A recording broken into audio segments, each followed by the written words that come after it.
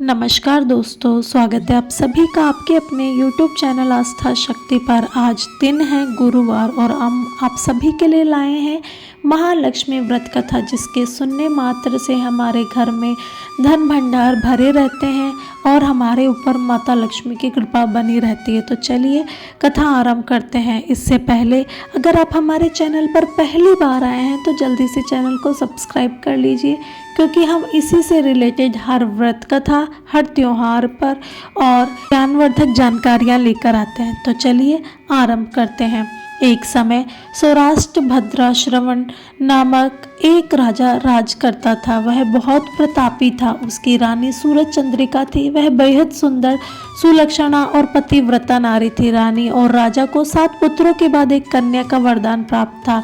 उन्होंने अपनी कन्या का नाम शामबाला रखा था। एक बार महालक्ष्मी जी के मन में आया कि वह वहां जाकर राजा के महल में रहे, जिससे राजा को और भी धन दौलत की प्राप्ति होगी और वह अपनी प्रजा को और भी अधिक सुख दे पाएगा। ऐसा सोचकर महालक्ष्मी जी ने एक वृद्ध औरत का रूप धारण किया और हाथ में लाठी लिए राजा के महल में पहुंच गई। उन्हें देखते ही एक दासी उनके पास आई और उनका नाम, काम, धर्म सब कुछ पूछने लगी। वृद्ध ब्राह्मणी का रूप धारण करे महालक्ष्मी जी बोली, बेटा मेरा नाम कमला है, मेरे पति का नाम भुवनेश्वर है, हम द्वारिका में रहते हैं।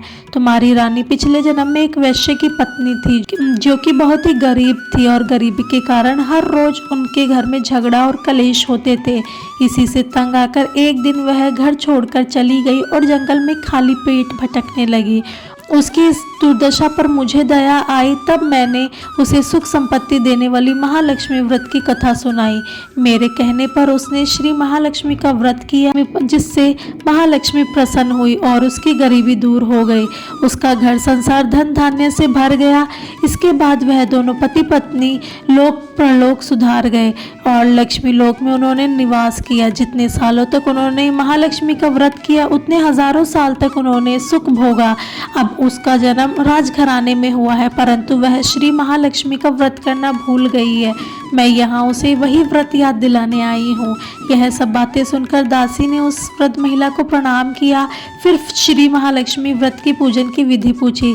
तब उसे वृद्धा के रूप में आई महालक्ष्मी ने दासी को महालक्ष्मी व्रत की पूजा तथा संपूर्ण विधि बता दी। फिर दासी ने उस वृद्ध ब्राह्मणी को प्रणाम किया और महल के अंदर रानी के पास ले गई। उधर रानी को अपने ऐश्वर्य और धन पर बहुत ही ज्यादा घमंड था। दासी द्वारा बताई गई वृद्ध महिला की बातों से रानी आग बबूला हो गई और द्वार पर खड़ी महालक्ष्मी पर बरस पड़ी। लेकिन वो नहीं जानती थी कि वह साक्षात महालक्ष्मी है। बूढ़ी महिला का रूप धारण कर उसके द्वार पर आई महालक्ष्मी रानी का बुरा व्यवहार देखकर रुष्ट हो गई और अपना अनादर देखते हुए वह वहां से चली गई। उन्होंने वहां रुकना बिल्कुल भी ठीक नहीं समझा और रास्ते में चलते हुए उन्हें रानी की पुत्री राजकुमारी शामबाला मिली। वृद्ध महिला ने राजकुमारी शामबाला को उसकी माँ के बुरे व्यवहार के बारे में सारी बात बता दी। शामबाला ने महालक्ष्मी जी से अपनी माँ के व्यवहार के बारे में क्षमा मांगी तथा महालक्ष्मी को राजकुमारी पर दया आ गई। उन्होंने शामबाला को महालक्ष्मी व्रत के बारे में बताया। शामबाला ने श्रद्धा और विश्वास से श्री महालक्ष्मी जी का व्रत किया। फलस्वरूप राजा सिद्धेश्वर के सुपुत्र राजकुमार मलाधार से उनका विवाह हो गया।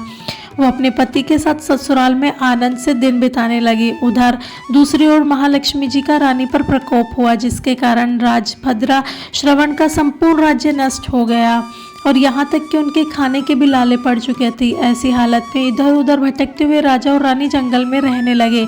एक दिन रानी राजा से बोली, स्वामी हमारे दामाद इतने बड़े राजा हैं, धनवान है, ऐश्वर्यशाली है, उनके पास जाकर हमें हमारा हाल बताना चाहिए, वे जरूर ही हमारी मदद करेंगे। यह सुन राजा भद्रश्रवण अपने दामाद के पास जाने को तैयार हो गए। दामाद के राज्य में पहुंचकर वह एक तालाब के किनारे विश्राम करने लगे। वहां आती जाती दासियों ने उन्हें देखा और विनम्रता से पूछने लगी कि आप कौन हैं। जब उन्हें पता चला कि वह रानी शामबाला के पिता है, तो वह दौड़ती हुई रानी के पास गई और उन्होंने रानी को सारी बात बता दी। रानी ने दासियों के हाथ परिधान भेजकर ठाट बाट से अपने पिता का स्वागत करवाया। जब वह लौटने लगे तो सोने की मोहरों से भरा हुआ एक घड़ा भी दिया अपने पिता को। राजा भद्रश्रवण वापस अपने घर को लौटे तो उन्हें देखकर रानी बहुत प्रसन्न हुई। जैसे ही उन्होंने सोने की मोहरों से भरा हुआ घड़ा रानी को दिया तो घड़े में भरा हुआ धन कोयले में बदल गया। यह सब माता लक्ष्मी के प्रकोप से हुआ था।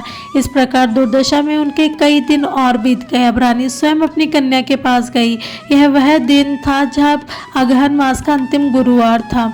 वह श्यामबाला ने श्री महालक्ष्मी जी का व्रत किया तथा पूजा कराई और अपने पिता से भी व्रत करने को कहा। श्री महालक्ष्मी जी का व्रत करने के बाद रानी वापस अपने घर आई और यह व्रत करने पर उसे एक बार फिर अपना राजपाट धन ऐश्वर्य प्राप्त हो गया। वह फिर से सुख में जीवन बिताने लगी। कुछ दिनों बाद श्यामबाला अपने पिता के घर रहने के लिए आई और रानी को पिछली सारी बातें याद आ गई। जब दुर्दशा आई थी तो कैसे उनकी पुत्री ने अपने पिता को घड़ा भरकर कोयले दिए थे और कोई मदद भी नहीं करी थी। तब रानी ने अपनी पुत्री का कोई आदर सत्कार नहीं किया और बार बार उसका तिरस्कार करने लगी। जब राजकुमारी श्यामबाला वापस जाने लगी तो रानी ने उसे कुछ भी नहीं दिया तथा घर लौटते वक्त श्यामबाला ने अपने पिता के घर से थोड़ा सा नमक ले लिया। जब वह वापस अपने ससुराल पहुंची तब उसके पति ने पूछा, मायके से क्या लाई हो? इस पर उसने जवाब दिया कि वहां का सार लाई हूं। तब पति ने पूछा, इसका क्या मतलब हुआ? श्यामबाला बोली, धीरज रखिए, आपको सब कुछ पता चल जाएगा। उस दिन श्यामबाला ने कई तरह के व्यंजन बनाए और उनमें नमक नहीं डाला और बिना नमक का भोजन अपने पति को परोस दिया। जब राजा को भोजन में कोई स्वाद नजर नहीं आया तो वह बोला, आज यह तुमने कैसा बेस्वाद खाना बनाया है? तब श्यामबाला ने राजा की थाली में अपने पिता के यहाँ से लाया हुआ नमक डाल दिया जिससे भोजन में स्वाद आने लगा। तब श्यामबाला अपने पति से बोली, यही मेरे मायके से आया हुआ है। उसका पति सब कुछ समझ गया और उसे उसकी बात सही लगी। वह दोनों भोजन करने लगे और इस प्रकार जो भी व्यक्ति पूरे श्रद्धा भाव से महालक्ष्मी जी का पूजन और व्रत करता है उसे महालक्ष्मी जी की कृपा अवश्य प्राप्त होती है। सुख संपत्ति और शांति की कभी कमी नहीं होती और सभी मनोकामनाएं पूर्ण होती है। हे माता लक्ष्मी, जैसी कृपा आपने श्यामबाला पर बनाए रखी वैसी हम सब पर भी बनाए रखें। कहानी कहने वाले, सुनने वाले और हुकारा भरने वाले की भी मनोकामना पूर्ण करो। तो यह थी महालक्ष्मी गुरुवार व्रत कथा। आपको कैसी लगी हमें कमेंट के थ्रू बताइएगा और एक लाइक जरूर कीजिएगा। माँ लक्ष्मी आपकी मनोकामना पूर्ण करेगी। धन्यवाद।